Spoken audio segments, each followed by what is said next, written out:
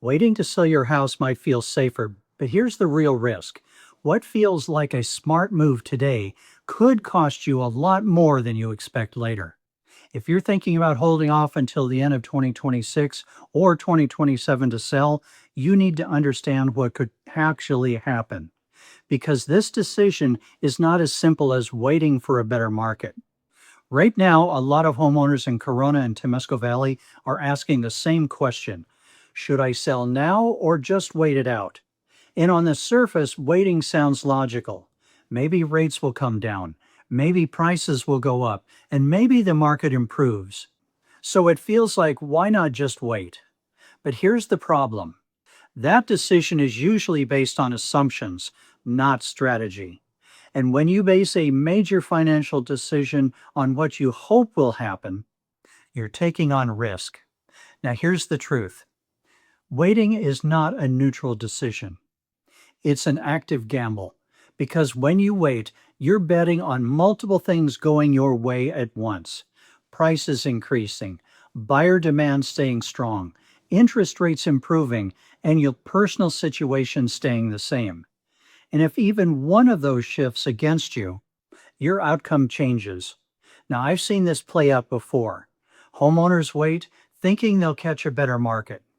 And instead, they end up selling later for less, sitting on the market longer, or making concessions they didn't expect.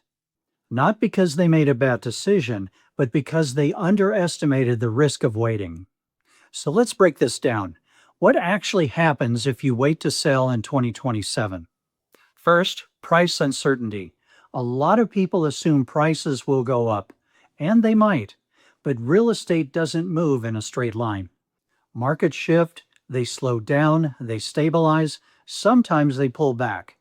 And even a small shift can impact your bottom line significantly. Because if your home value drops even 3 to 5%, that could wipe out tens of thousands of dollars in equity. So waiting for more upside also exposes you to downside. Second, buyer demand. Right now, buyers are still active, but that doesn't mean it stays that way. Buyer demand is influenced by interest rates, economic conditions, and consumer confidence. And if demand softens, homes take longer to sell. And that means more competition, more price adjustments, more negotiation. So even if prices hold, your leverage might not. Third, your personal timeline. This is the one that most people overlook. Because while you're waiting on the market, life is still moving. Plans change, situations evolve. And what felt like a flexible timeline today can turn into urgency later. And when urgency enters the equation, you lose control. Now you're making decisions based on timing pressure instead of strategy. Fourth, the cost of waiting. Even if everything else stays the same, waiting still costs you money. You're paying mortgage, taxes, insurance, and maintenance month after month. And those costs add up. So even if you sell later at a slightly higher price, you might not actually come out ahead. Because your net is what matters. And in a second, I'll show you how to think about this the right way, because this is where most people shift from guessing to strategy. The smart way to approach this is not to ask, will the market be better in 2026? The better question is, what decision puts me in the strongest position today? Because when you sell from a position of strength, you have more control, better leverage, and better outcomes. Waiting only works if it actually improves your position, and that's not guaranteed.